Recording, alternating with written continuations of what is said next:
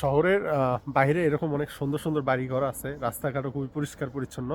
কিন্তু কথা হচ্ছে গিয়ে এখানে কোনো মানুষজন থাকে না, এবং একদম খুবই খুবই কম। এই যে পুরো রাস্তা দেখা যাচ্ছে 2 থেকে 1 জন মানুষ, এবং এই যে এত সুন্দর বাড়ি, এত সুন্দর পেছনে এত সুন্দর একটা বাড়ি, কিন্তু এই বাড়িতে আমার মনে হয় না 1 থেকে 2 জন মানুষের বেশি আছে। তাও যারা বয়স্ক বৃদ্ধ, মানে একদম শেষ বয়সে রিটায়ারমেন্ট করছে, তারা এখানে থাকে। এবং তারা কাজ করে কি, তাদের হচ্ছে গিয়ে বাৎসরিক, সরি মাসিক, যে সরকার থেকে তারা যে একটা ভাতা পায়, ভাতা বলা যায় কিনা, এটা হচ্ছে পেনশন টাইপের পাওয়া যায়, কারণ তারা ইয়ং বয়সে যে জবগুলো করছে সেই জব থেকে একটা অ্যামাউন্ট পায়, সেই অ্যামাউন্ট দিয়ে তারা খুবই ভালোভাবে জীবনযাপন করে।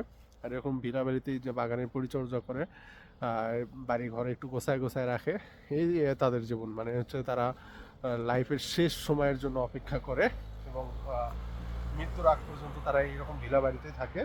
এবং তাদের ছেলে মেয়ে যারা আছে, তারা বেশিরভাগ ক্ষেত্রেই হচ্ছে গিয়ে শহরে থাকে। তাদের এই যে ব্যস্ত জীবনে চলে যায়, বাবা মার প্রতি তেমন কোনো খোঁজ খবর রাখে না।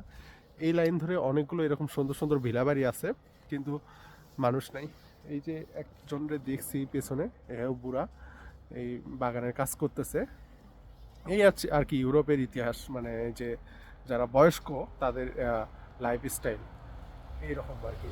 তাদের জায়গাটা খুবই সুন্দর লাগে, কিন্তু তাদের জীবন মনে হয় না এতটা সুন্দর।